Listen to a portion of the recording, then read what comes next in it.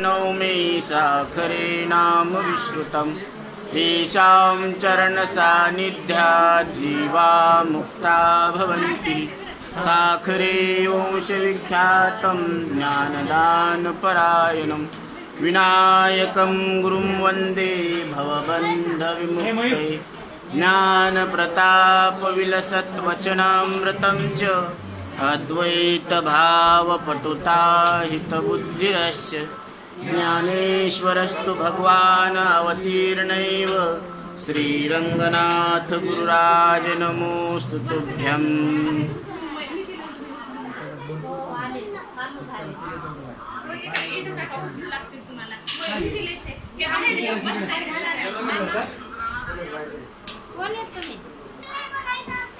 कैसी गीता हे जाणितलिया काय विस्मयो मोह जावया परी आत्मज्ञाने आपण पया मिळजेथ।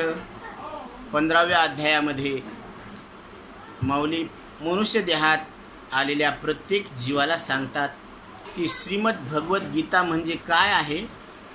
जसं लेकराचं रडणं थांबण्यासाठी आई अंगाई गीत गात असते, तसं या जीवरूपी लेकराचं जन्ममरण रूपी जे दुःख आहे 184चं, ते रडणं थांबण्यासाठी भगवंतानं गायलेलं आपलं तुमचं आमचं गीत म्हणजे श्रीमद भगवद्गीता। भगवान गा रहे है, काय म्हणून गाय लागलेत? अजो नित्य शाश्वतो अयम पुराणो नायम हंती न हन्यते हन्यमाने शरीरे। अर्जुना, या शरीराच्या नाशानं तुझा नाश होत नाही आणि या शरीराच्या उत्पत्तीबरोबर तुझी उत्पत्ती होत नाही, परंतु प्रत्येक जीवाला अशी धारणा आहे की मी उत्पन्न झालेलो आहे आणि एक दिवस मरणार आहे। माझा जन्म झालेला आहे आणि मी एक दिवस मरणार आहे, ही प्रत्येकाची अशी धारणा आहे। परंतु आपण ज्या वातावरणामध्ये राहतो त्या वातावरणात सगळ्यांनी आपल्यावर असे संस्कार टाकलेले आहेत की आपण एक दिवस जन्मलो आणि एक दिवस मरणार आहोत। परंतु हे आपण आपल्या सत्सद विवेक बुद्धीनं तपासून पाहिलं का की खरंच आपल्याला जन्म आहे का आणि खरंच आपल्याला मृत्यू आहे का? कारण इथं प्रत्येक वस्तू जर आपण तपासून पाहिली तर ती नाशवान आहे। अंतवंत इमे देहा, प्रत्येक देह अंतवान आहे। देहच अंतवान आहे असं नाही तर सृष्टी सुद्धा अंतवान आहे। पिंडी देह स्थिती ब्रह्मांडी पसारा हरिविन सारा व्यर्थ भ्रम। जशी पिंडाची स्थिती आहे तशीच ब्रह्मांडाची सुद्धा स्थिती आहे। म्हणून पिंड जर उत्पत्ती नाशवान आहे तर ब्रह्मांड सुद्धा कसा आहे? उत्पत्ती नाशवान आहे। ब्रह्मांडाची उत्पत्ती आहे, स्थिती आहे आणि प्रलय आहे, आणि पिंडाची उत्पत्ती स्थिती आणि प्रलय। कारण याला षड विकार आहेत, जायते वर्धते असते है ना, विपरिणमते आणि विनश्यती, अपक्षीयते म्हणजे वृद्ध होतो। हे षड विकार या शरीराला लागलेले आहे। याचा जन्म होतो, हे वाढतो, हे काही दिवस राहतं, मग परत तरुण होतो, मग हे वृद्ध होतं आणि शेवटी याचा नाश होतो। याला 3 प्रकारे नाश आहे प्रत्येक शरीराला। एक स्वभावता नाश, एक परता नाश आणि एक आश्रय नाश। स्वभावता नाश म्हणजे स्वभावानं हे शरीर क्षणाक्षणाला जायला लागलेलं आहे। कुठं चाललेलं आहे? मृत्यूच्या मुखात चाललेलं आहे। नाशिवंत देह जाणार सकळ आयुष्य खातो काळ सावधान। म्हणून घडी घडी काळ वाट याची पाहे अजूनही किती आहे अवकाश। परंतु हा जीव, या जीवाला हा जो देह मिळालेला आहे त्या देहाला काळ घडी घडी खात आहे आणि या सृष्टीमध्ये मुक्त जीव सुद्धा आहेत आणि त्यांनी आत्मस्वरूपाची ओळख करून घेतल्यामुळं त्यांना काळ सलाम करत आहे। जगा काळ खाय आम्ही माथा दिला पाय। तुकोबराय सांगतात की जगाला काळ खायला लागला पण त्या काळाच्याही माथ्यावर पाय देणारे आम्ही कसे आहोत? बळीवंत आहोत। म्हणून तुका म्हणे आम्ही बळीवंत, बळी येत आम्ही कारण कालालाही दमन करणारे आम्ही कसे आहोत. तुका म्हणे भूमंडळी आम्ही बळी वीर गाढे. गाढे म्हणजे असे पोकळ नाही, आत पोकळ बाहेर पोकळ डोंबाराचा गोळू. म्हातारपणी नवरा गेला तोही विसर भोळू. आता फुगडी फू फू बाई फू फुगडी फू. दमलास काय माझ्या गोविंदा तू र गोविंदा तू. ही फुगडी खेळायला लागली. पण याच्यामध्ये एक आहे की म्हातारपणी नवरा केला. आता म्हातारपणात नवरा करण्याची इच्छा झाली, मिळन का बायको, मिळन का नवरा, मिळन. कारण वेळ गेल्यावर त्या इच्छा राहत नसत्या, कदाचित पूर्ण होऊ शकतात. पण एकदा हातचा नरदे गेला तर परत चिंतन करता येणार का, भक्ती करता येणार का. हातचे निधान जाय मग तू करशील काय. म्हणून नरदेह मिळाला हे परम भाग्याचं लक्षण आहे. धन्य धन्य हा नरदेह येथील अपूर्वता पाहो. जो जो कीजे ते ते लाहो सिद्धते. नरदेह निधान लागले हाती. उत्तम सार उत्तम गती. देवची हो म्हणती ते होती तरी का चित्ती न धरावे. मनुष्य देह मिळालेला आहे आणि या मनुष्य देहामध्ये ज्यानं मी देव आहे असं कळून घ्यायची इच्छा केली त्याला त्याचं दिव्यत्व लक्षात घेता येतं. म्हणून नाशिवंत देता ब्रह्म येते हाता ऐशियाची कथा पुराणात. म्हणून हे शरीर नाशवान आहे परंतु या शरीरामध्ये मी अविनाश परमात्मा आहे अशी स्वतःची ओळख करून घेता येते. एवढं सामर्थ्य या मनुष्य देहामध्ये आहे. म्हणून हा नरदेह ज्याला मिळाला त्याचा 99% काम झालं, फक्त 1% काम राहिलं ते म्हणजे विवेकाचं.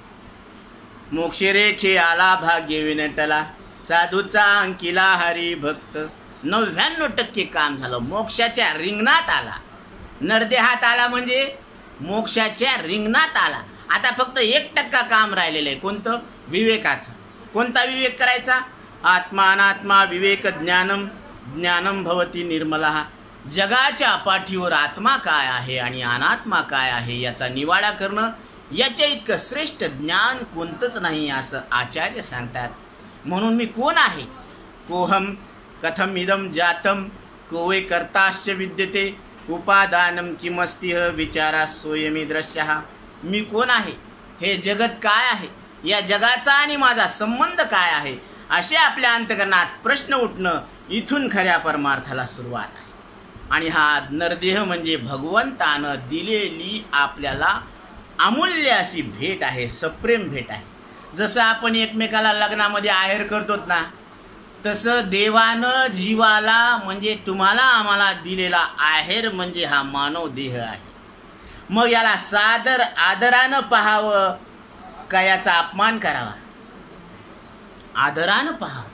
देह हा सादर पाहायला पाहिजे याला आदरानं. का, कारण हे ब्रह्मप्राप्तीचं साधन आहे. मग सगळ्याला मनुष्य देह मिळाला पण कळाला कोणाला, जीवाला नरदेह मिळाला पण कळाला का, नाही कळाला.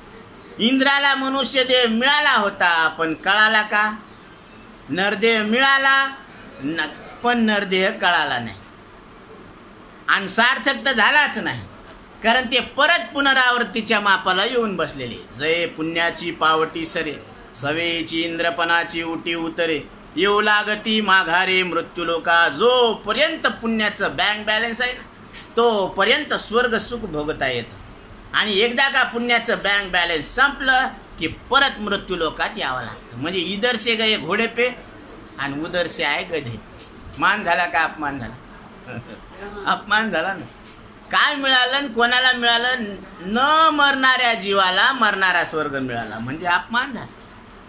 कारण जीव महत्वाचा आहे का कर्म महत्वाचं, जीवानं केलेलं कर्म महत्वाचं. आणि त्या कर्मापेक्षा पुण्य श्रेष्ठ आहे, त्या पुण्यापेक्षा स्वर्ग श्रेष्ठ आहे. पण असा स्वर्ग काय कामाचा की परत जीवाला तो जन्म मृत्यूच्या खेपेमध्ये टाकणारा. म्हणून माऊली सांगतात, वेश्या भोगी कवड्या वेचे मग दार ही चेपून देतीयेचे तैसे लाजीरवाणे जिने दीक्षितांची.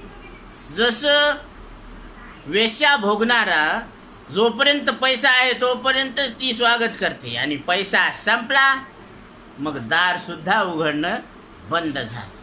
पैसा खतम खाऊ हजम. बरोबर. म्हणून सब पैसे के भाई आपणा साथी नाही. त्याला म्हणलं ना भजन करा ना, ते म्हणे काय करावं महाराज, कोणाचं भजन करावं.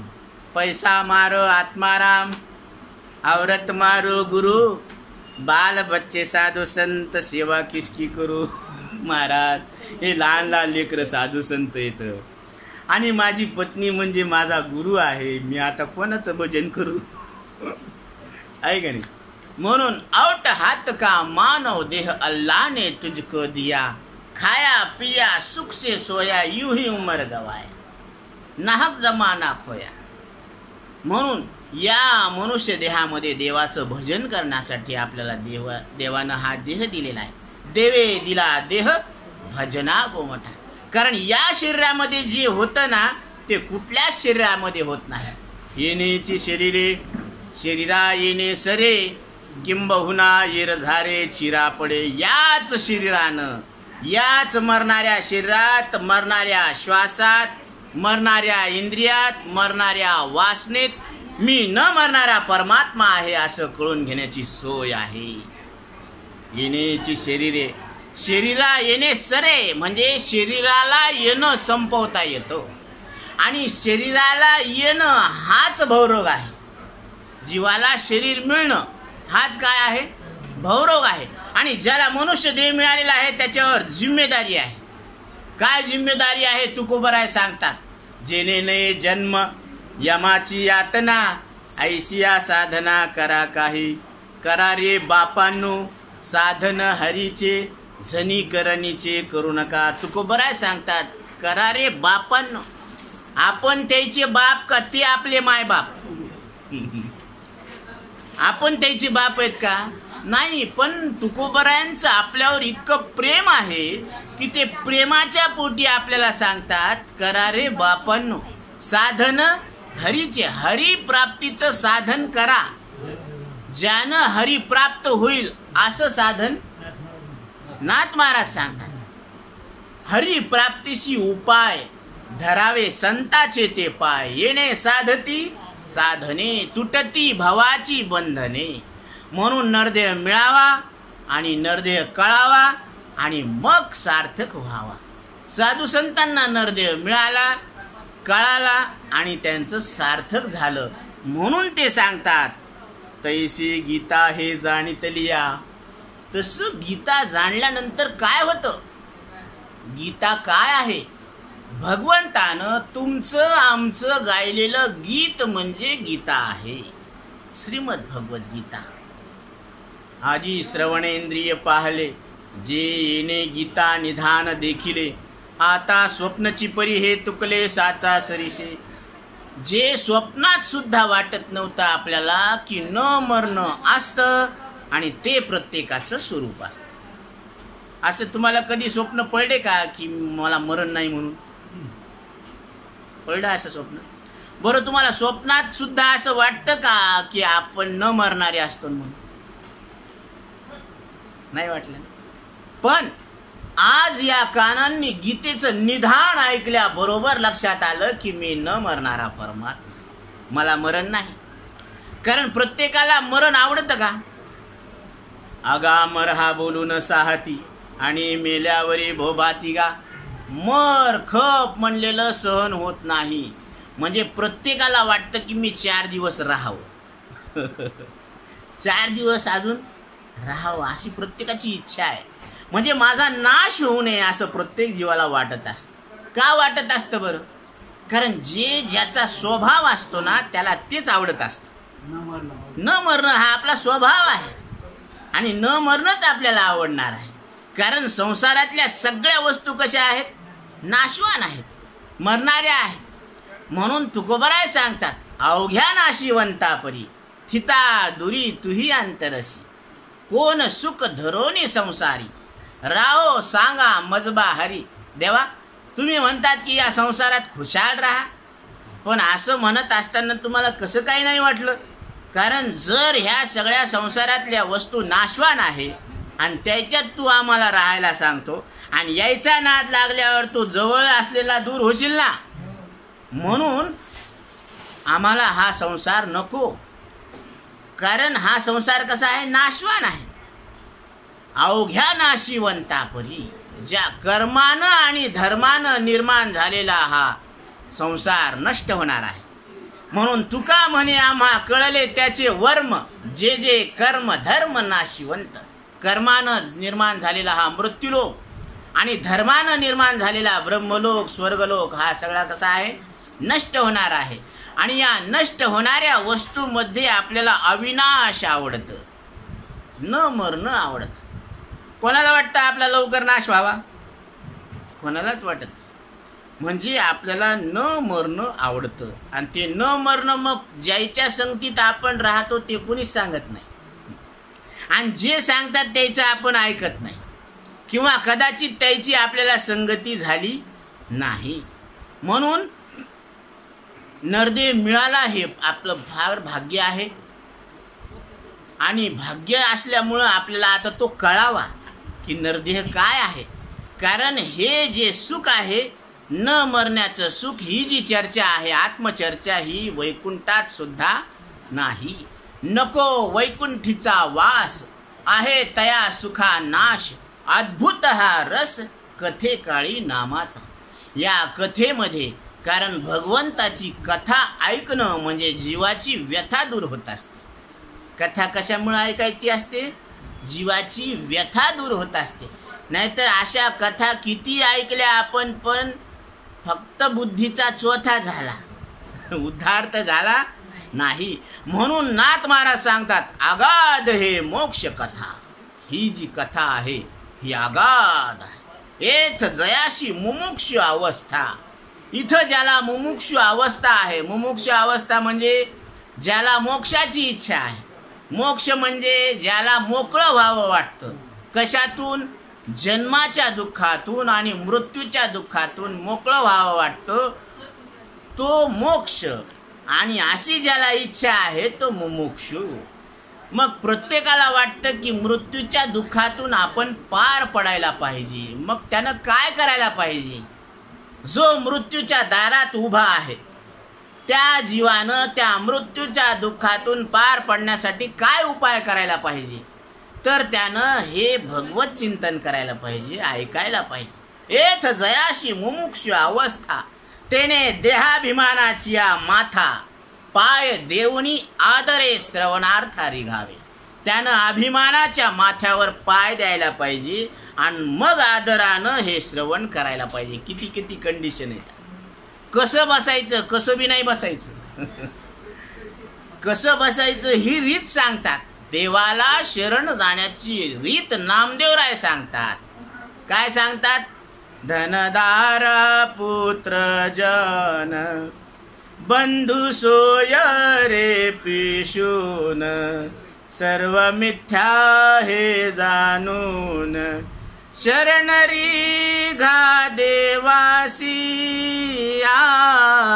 माझे स्वहित नेनती कोणी.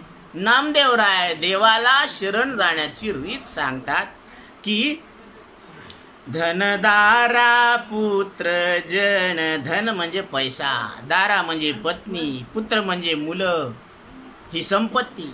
धन दारा पुत्र जन म्हणजे जे लोक आहेत ते.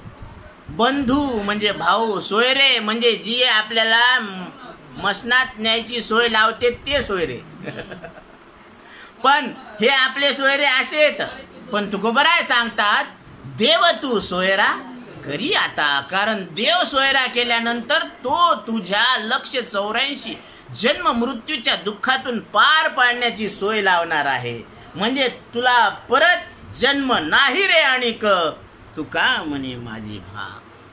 तुकोबराय शपथ घेऊन सांगायला लागलेत की तुम्हाला जन्म नाही. आणि असं आश्वस्त कोण करतं आपल्याला? कारण जन्म मृत्यूचं दुःख भयानक आहे.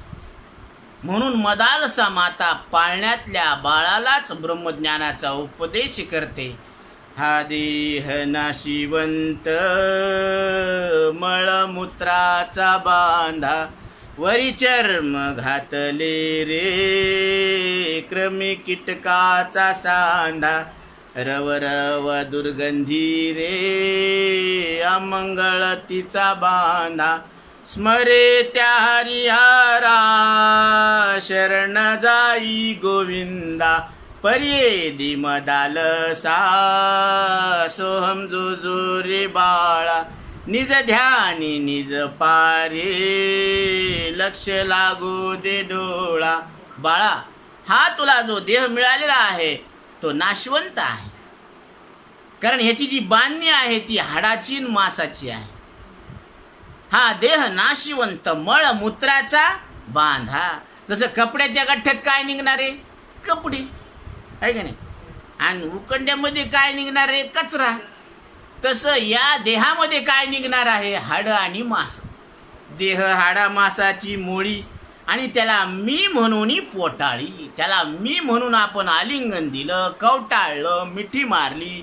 मग आता देहाचा जो धर्म आहे तो आपण आपलाच धर्म मानणार का नाही? मग देहाला मिठी मारल्यावर कसं? घायाळाचा करिता संग अंगे अंग माखले. घायाळ रक्तबंबाळ झालेला माणूस तिकून धावत आला आणि तुम्हाला मिठी मारली, तर त्याचं रक्त तुमच्या अंगाला लागणार का नाही? मग क्षणभर का होईना तुम्हाला बी तुम्ही घायाळ झाल्यासारखं वाटणार का नाही? हे असं वाटत आहे. मग तसं देहाचे धर्म आपण त्याच्याशी एकरूप झाल्यामुळं त्याचे धर्म आपल्याला आपले वाटतात.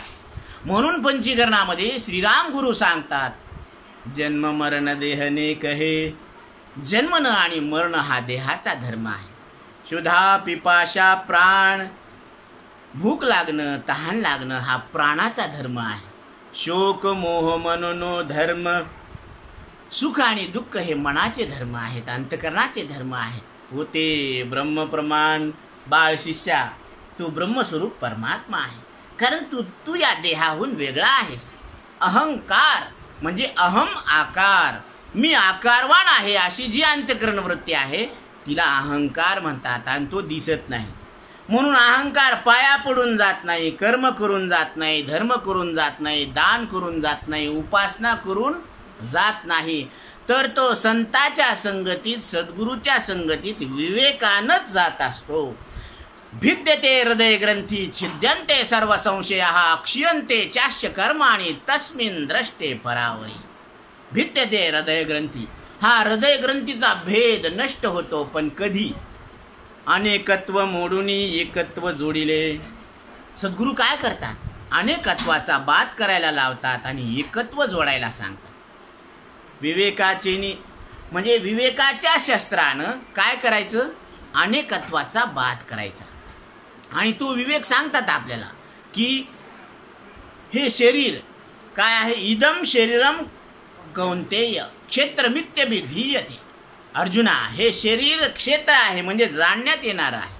5 इंद्रियाद्वारे शरीर जाणण्याचा विषय आहे, आणि इंद्रिय हे शरीर जग जाणण्याचं माध्यम आहे, आणि हे मन हे सर्व विषय इंद्रियाद्वारे जाणण्याचं एक सेंटर आहे, एक सर्कल आहे, एक केंद्रबिंदू आहे. आणि त्या अंतकरणात तुम्ही इंद्रियाद्वारे विषय जगाला प्रकाशन करणारे परमात्मा आहात. ही आपली खरी ओळख आहे.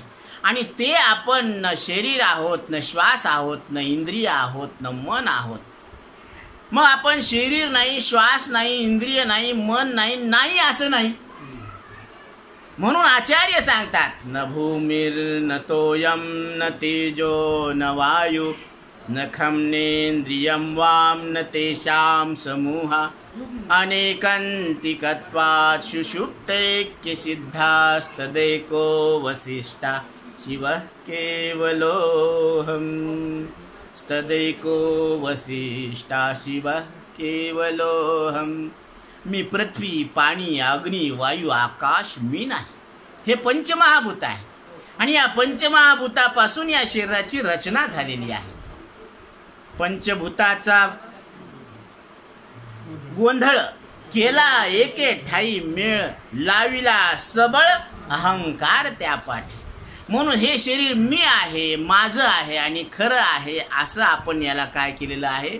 असा भ्रम झालेला आहे आणि तो भ्रम विवेकानं दूर होत असतो आणि तो विवेक आपल्याला सद्गुरू करायला लावतात. म्हणून देखे सारासार विचारिता भ्रांती ते पाही आसारता तरी सारते स्वभावता नित्य जाणे. शरीर अनित्य आहे असं अनित्य अंतःकरणामध्ये नित्य अनुभव आहे. शरीरासहित जगाचा अनुभव कसा आहे? हे अनित्य आहे, कारण याचा सारखा काय व्हायला लागला? बदल व्हायला लागला. आणि जे बदलत असतं ते मरत असतं आणि मरण आपल्याला आवडत नसतं. बरोबर आहे. हे कसे सूत्र आहेत पहा. हे गुरुवर्य बापूराव महाराज परतूरकर यांनी त्यांच्या 80 वर्षाच्या उपासनेतून निघालेले हे सूत्र आहे. आजही महाराज हाच विषय सांगतात आपल्याला. आणि आज आपण ज्यांच्या पुण्यतिथी निमित्त जमलेलो आहोत असे तात्याराव सोळंके हे सुद्धा गुरुजींचेच शिष्य आहेत आणि यांनी महाराजांची संगती शेवटच्या श्वासापर्यंत सोडलेली नाही. आत्मचिंतन नेहमी त्यांच्या संगतीत घडायचं आणि त्यांनी आपल्या मुलांना, सुनांना, पत्नीला सगळ्यांना हे संस्कार दिले आणि या संस्कारानं आपला उद्धार होणार आहे.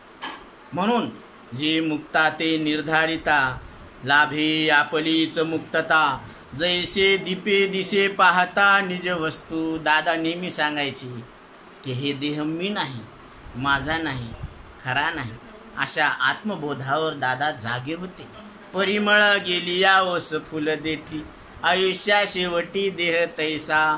म्हणून हा देह कसा ठेवला दादांनी? न करी रे संग राहे रे निश्चळ लागोने दी मळ ममतेचा.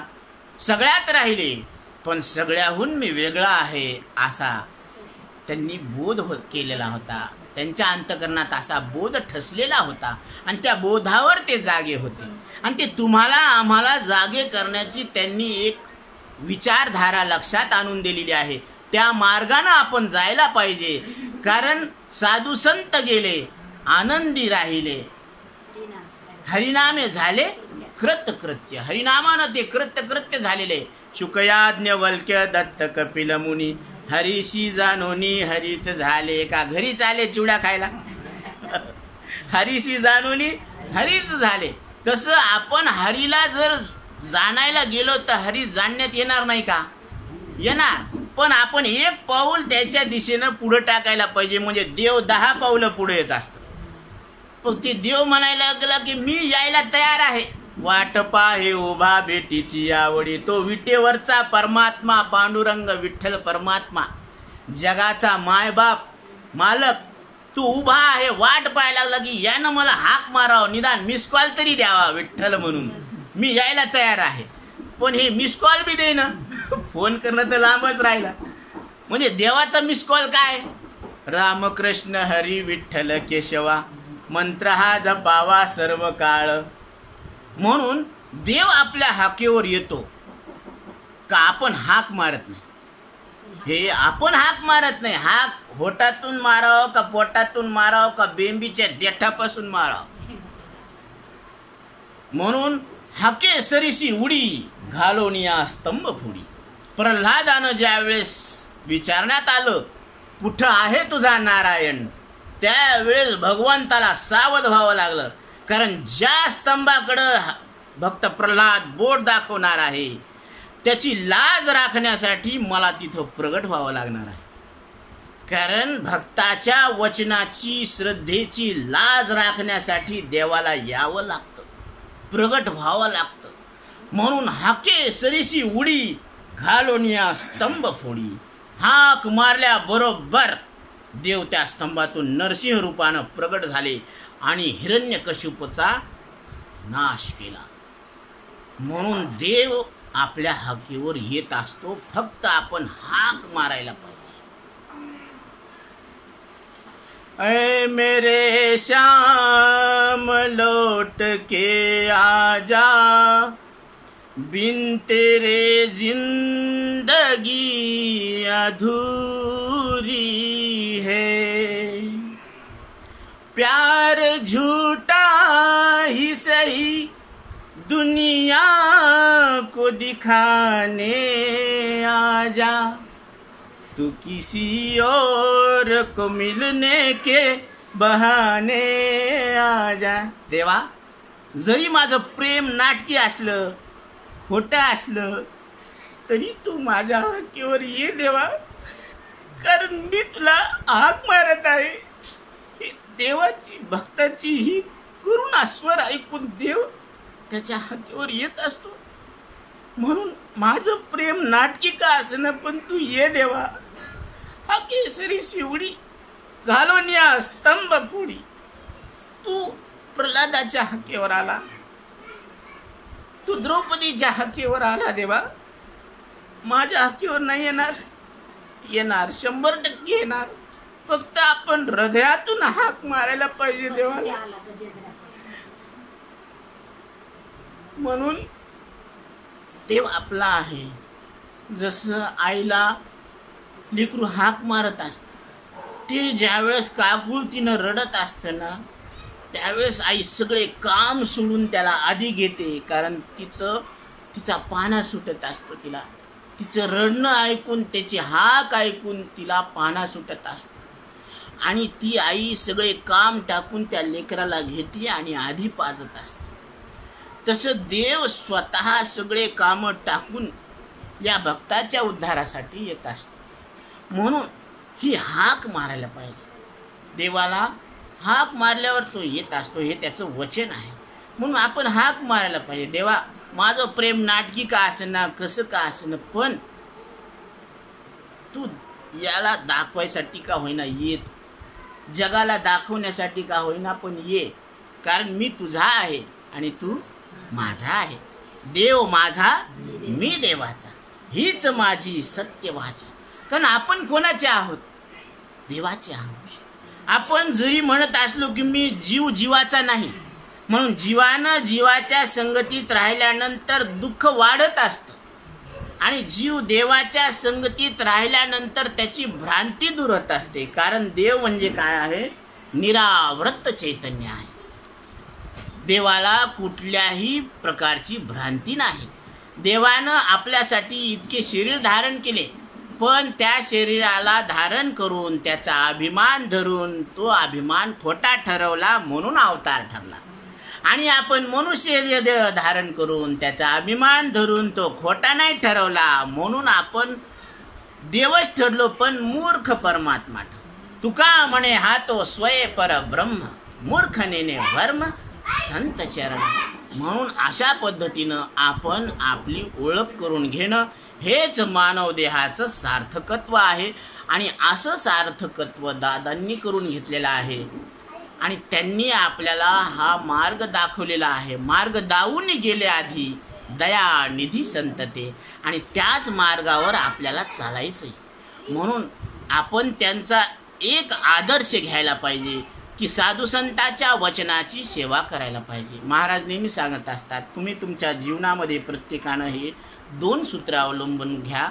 सकाळी उठल्यानंतर काकडा भजन करायचं, आणि रात्री जोपर्यंत आपण 2 हरिपाठ घेत नाही तोपर्यंत जेवायचं नाही. हे नियम आपण आपल्या मनाला लावून घ्यायचे. आपल्या जीवनामध्ये परिवर्तन होत असतं. म्हणून संतांनी सांगितलेली वारकरी संप्रदायातली रीत आहे, कंठी मिरवा तुळशी, व्रत करा एकादशी, मनवा हरीचे दास, तुका म्हणे मज हे आस. तुकोबरायांना आपल्याकडून काय अपेक्षा आहे? तुकोबरायांना आपल्याकडून एवढीच अपेक्षा आहे की तुम्ही व्रत एकादशीचं करा, कंठामध्ये तुळशीची माळ धारण करा, आणि मी हरीचा दास आहे असं स्वतःच्या मुखानं कबूल करा, म्हणून घ्या. कारण आपण जीवाचा दास होऊ नये, जडाचं दास होऊ नये, तर जीवानं देवाचा दास व्हायला पाहिजे. तरीच जन्मा यावे दास विठोबाचे व्हावे. कारण विठोबाचं दास झाल्यावर काय होत असतं माहिती का?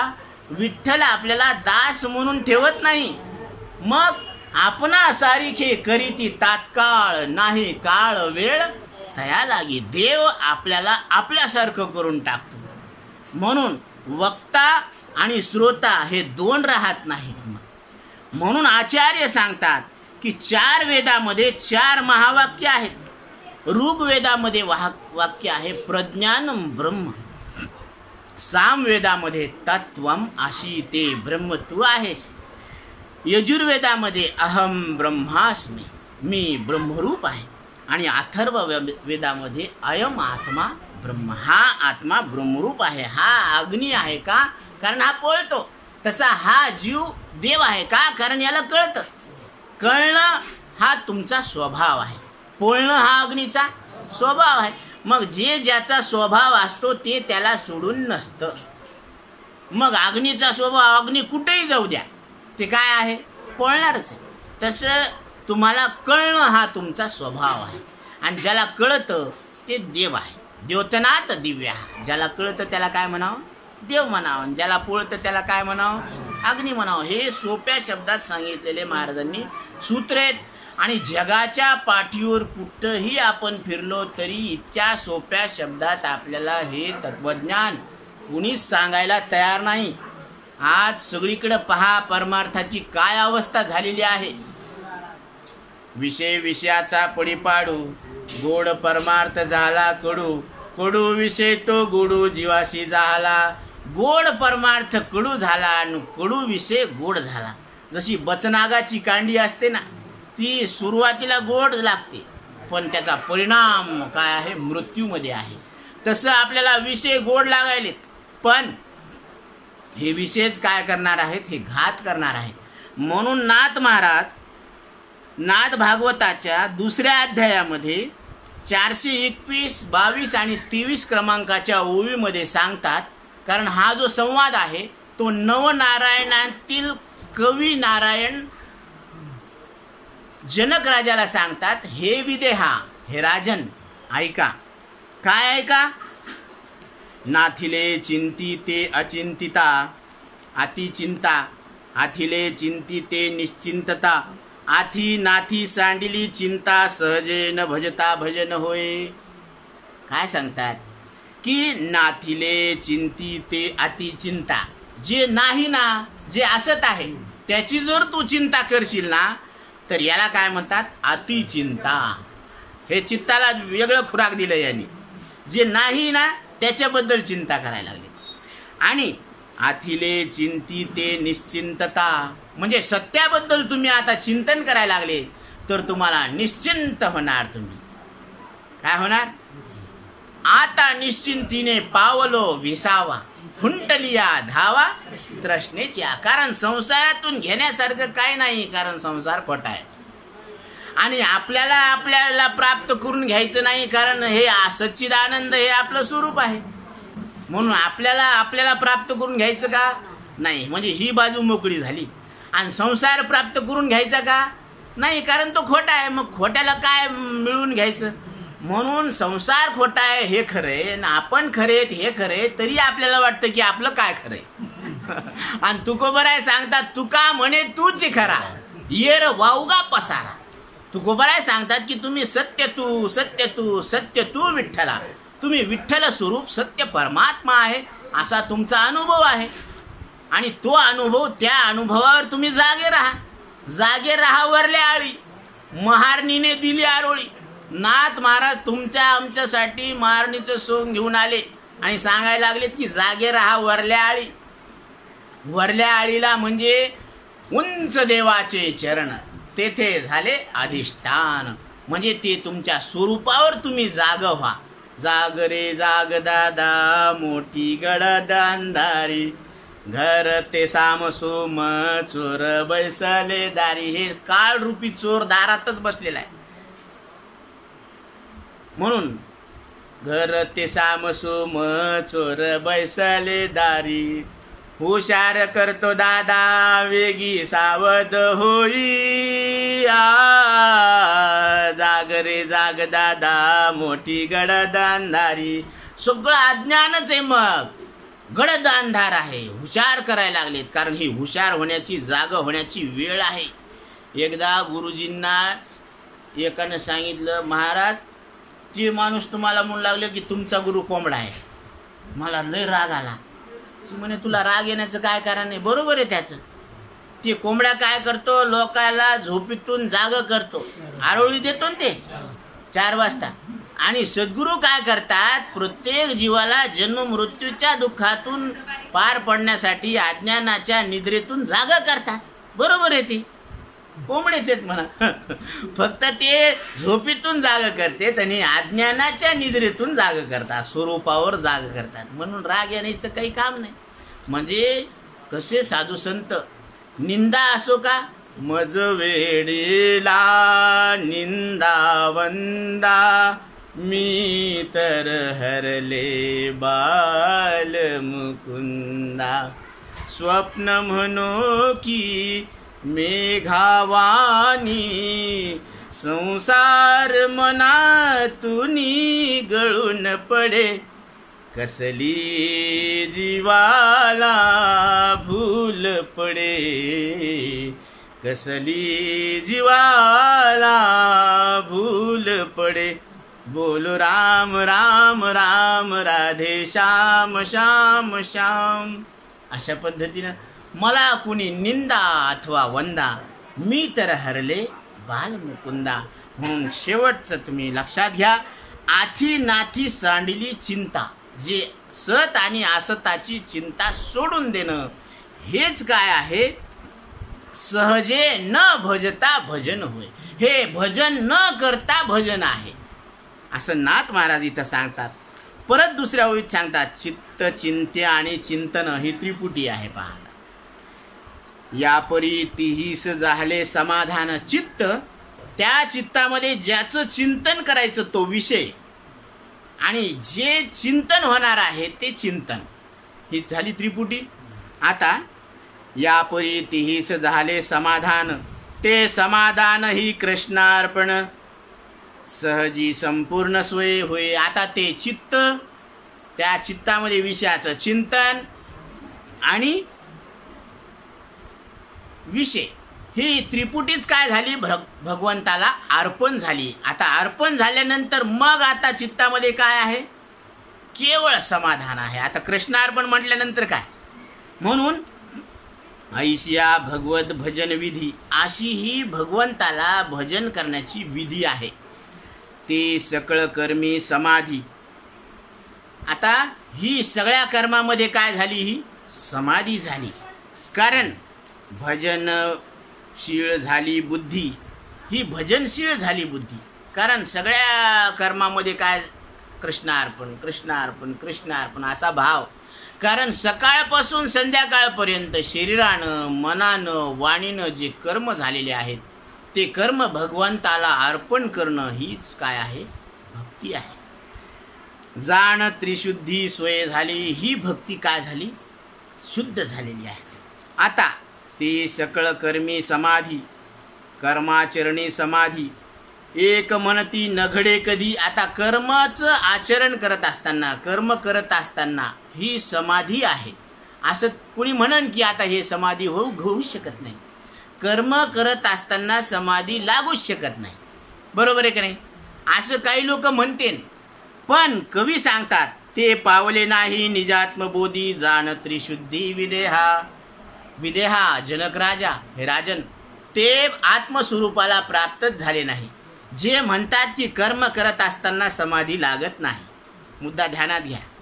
परत सांगतो, प्रत्येक कर्म करत असताना समाधी लागत नाही असं जे म्हणतात, त्यांना आत्मस्वरूप अजून कळालेलं नाही, असं कवी नारायण विदेह राजाला सांगतात, जनकाला सांगतात. राजन ऐका, ते समाधान ही कृष्णार्पण, ते समाधान कृष्णार्पण झालं. बरोबर आहे. तै सकळ कर्मी समाधी, तशी सगळ्या कर्मामध्ये समाधी लागते. कर्माचरण समाधी, एक म्हणती नघडे कधी, ते पावले नाही निजात्मबोधी, जाण त्रिशुद्धी विदेहा. कारण प्रत्येक कर्म करत असताना केलेलं कर्म भगवंताच्या चरणी अर्पण करायचं असतं. आणि केलेलं कर्म हे कुठल्याही अपेक्षा न ठेवता निष्काम बुद्धीनं करायचं असतं. ही खूण सांगतात महाराज की प्रत्येक आणि कर्माचं कसं आहे माहिती आहे का, जे साधू संताची निंदा करतात ते त्यांच्या पापाची भागीदारी होतात. आणि जे त्यांच्या वचनाची सेवा करतात, त्यांची स्तुती करतात, ते त्यांच्या पुण्याचे वाटेकरी होतात. म्हणजे ज्ञानी पुरुषाचं पुण्य आणि पाप विभागल्या गेलं का नाही, म्हणजे इकडून नील रिपोर्ट आला का नाही. अशा पद्धतीनं ज्ञानी पुरुषाचं प्रारब्ध कर्म संपून जातं, मग परत त्यांना येणं जाणं नाही. म्हणून अशा पद्धतीने त्याची सरली येरझार, झाला सफल व्यापार. अशा पद्धतीनं मुक्त पुरुषांचं जे जीवन असतं तर ते संचित, क्रियमान आणि प्रारब्ध कर्म अशा पद्धतीनं नष्ट होत असतं. कारण या प्राप्त देहाला हा देह मी नाही, कारण ह्याला कळत नाही. हा माझा नाही, कारण याच्यावर माझी सत्ता चलत नाही. आणि हा खरा नाही, कारण हे तिन्ही अवस्थेत आणि तिन्ही काळात सारखा राहत नाही. म्हणून त्यांचं संचित कर्म जुळून जातं या निश्चयानं. अहंकार गेला तुका म्हणे देव झाला. या पद्धतीनं संचित कर्म जळालं. आता क्रियमान कर्म, या देहाला ते मी म्हणत नसल्यामुळं क्रियमान तयार होत नाही. कारण आता ह्याला मी म्हणत न तर हे कोणाच्या खात्यावर मांडायला पाहिजे, म्हणून क्रियमान लागत नाही. आणि संचित, क्रियमान आणि प्रारब्ध. आता भोगतो न घडे संचिता वाचुनी, किंवा एका जनार्दनी भोग प्रारब्धाचा हरिकृपे त्याचा नाश झाला. प्रारब्ध हे भोगूनच संपवावं लागतं. प्रभू रामचंद्रांना सुद्धा 14 वर्षाचा वनवास भोगूनच संपवावा लागला. तसं हरिश्चंद्राला सुद्धा एवढा वनवास, किती परीक्षा घेतली विश्वामित्रांनी, तरी त्यांना तो भोग भोगावाच लागला. तसं साधू संतांना हा प्रारब्ध भोगावंच लागतं. पण त्याच्यातही अजून बारकाईनं चिंतन करा की ते त्यांची जे निंदा करतात ते पापाचे वाटेकरी होतात, आणि त्यांच्या वचनाची जे सेवा करतात तर ते पुण्याचे वाटेकरी होतात. म्हणजे पाप पुण्याचं काय झालं, विभाजन होऊन ते नीळ रिपोर्ट आला. आता नीळ रिपोर्ट आल्यानंतर आता काय राहिलं, देणं राहिलं का नाही. म्हणून थारो जन्म मरण कागळ फाटो, तुझी ललाट जन्मपत्रिका यमराजानं फाडून टाकली. म्हणून आता तू विचारलं होतं ना, जन्म मरण के मटळे से मारे, हूँ कोण छू विचार करी ते वारे. त्यावेळेस सद्गुरू सांगतात तू कोण आहे याचा विचार कर. आहे मी हा कोण, करावा विचार, म्हणे ज्ञानेश्वर निवृत्तीचा. अशा पद्धतीनं आपण आलेल्या जन्माचं सार्थक करायला पाहिजे. आणि ज्यांच्या संगतीत आपण राहतो त्यांना सुद्धा हा संदेश द्यायला पाहिजे. एकमेका सहाय्य करू अवघे धरू सुपंत. कारण ज्यांच्या पत्नी केली म्हणजे आपण पत्नीचा स्वीकार केला म्हणजे काय आहे, तिला सुद्धा आपण तू न मरणारा परमात्मा आहे या बोधावर जाग करायचं. कारण सांगणं आपलं काम आहे, ऐकणं न ऐकणं शेवटी त्यांची मर्जी. कारण कबीरदास सांगतात सुनना है तो सुन ले प्यारे, कारण तैरता है तो हात दे आणि डुबता है तो लात दे. म्हणून जे आपल्याला साथ देतेन ऐकतेन त्यांची बिलकुल काळजी घ्यायची. आणि जे सांगून बी ऐकत नाही तर मग काय करावं आता. कारण याज्ञवल्क्य ऋषींनी आपल्या पुत्राला 7-9 वेळेस उपदेश केला श्वेतकेतूला, ते ब्रह्म तू आहे तत्वम अशी. तसं सद्गुरू आपल्याला सांगतात मोटके गुरुमुखे उदय जत दिसे आणि हृदय स्वयंभची असे. प्रत्यक्ष फावो लागे अपैसे अपैसीची. सद्गुरूच्या मुखातून तत्वम अशी महावाक्याचा बोध झाल्यानंतर आपण काय लक्षात घ्यायचं, मी या शब्दाचा अर्थ शरीर श्वास इंद्रिय अंतकरण रहित केवळ जे अस्तित्व आहे ना तो मी ब्रह्मरूप आहे. तो हा विठ्ठल बरवा, तो हा माधव बरवा. तो म्हणजे जो देव म्हणतो ना आपण, जेने कहले तू देव ते चैतन्य तू स्वयमेव. ज्याला देव म्हणतात तो देव तू आहे. म्हणून तुझा माझं नातं कसं आहे देवा, तुझ मज ऐशी परी जैसे तरंग सागरी. असं आपण आपल्या दिव्यत्वाला ओळखायचं. जसं गंगा निघालेली आहे सागराला भेटण्यासाठी, तुका म्हणे गंगा सागर संगमी अवघ्या झाल्या उर्मी एकमय. तशी ही बुद्धी सकळ ही इंद्रिय वृत्ती घेऊन आपल्या हाती. इंद्रियातून ती बुद्धी विषयातून काढून सगळ्याला एकवटून ही बुद्धी परमात्म स्वरूपाला भेटायला निघालेली आहे. कशी निघाली ज्ञानोबराय वर्णन करतात. सकळ ही इंद्रिय वृत्ती घेऊन आपल्या हाती, बुद्धी आत्मया ते मिळे एकांती. प्रिया जैशी. क्या बात आहे. जसं पती पत्नीचं मिलन होत असतं तसं ही बुद्धी आत्मस्वरूपाला भेटायला निघाली आणि काय झाली, ती परमात्म स्वरूप झाली. म्हणून मन हे राम झाले, मन हे राम झाले, प्रवृत्ती ग्रासून कैसे निवृत्तीशी आले. म्हणून निवृत्ती ज्ञानदेव सोपान मुक्ताबाई, हे ज्ञान सोपं झालेलं आहे आणि ते मुक्त स्वरूपात झालेलं आहे. म्हणून हे मन निवृत्त झालेलं आहे. वृत्ती हे निवृत्त झाली, जन न दिसे तेथे. अशा पद्धतीनं इथपर्यंत आपल्याला विचाराची भूमिका वाढवता येते आणि आपण अशी भूमिकेवर राहायला पाहिजे. चित्ताचे आसन तुका करीत कीर्तन. तुकोबरायांनी कीर्तनकाराला एक मर्यादा घालून दिलेली. कोणत्या आसनावर उभं टाकायचं? चित्ताचे आसन तुका करीत कीर्तन. चित्ताच्या आसनावर उभं टाकून कीर्तनकारानं कीर्तन करायला पाहिजे. म्हणजे काय करायला पाहिजे? चित्ताला खाली पाडायला पाहिजे आणि त्याच्यावर उभं टाकायला पाहिजे. म्हणजे चित्ताचा आधी बाद करायचा आणि मग कीर्तनाला उभं टाकायचं. की हे शरीर राख आहे म्हणून बुक्का लावायचा. आधी महाराजाला लावायचा. कारण हे काय आहे? झाला प्रेत रूप शरीराचा भाव, लक्ष्याला ठाव स्मशानीचा. आणि राख आहे म्हणल्यावर मी राख नाही हे तुम्हाला लक्षात येतं. म्हणून झालीच उद्या तर कोणाची राख होणार आहे? शरीराची होय माती. मग शरीर आहे माती, कळते माती, बोंबला माती. त्याला मी कशाला म्हणाले? म्हणून आहे देव, कळतो देव, बोंबला ना मग देव. मग देव देव म्हणून बोंबला.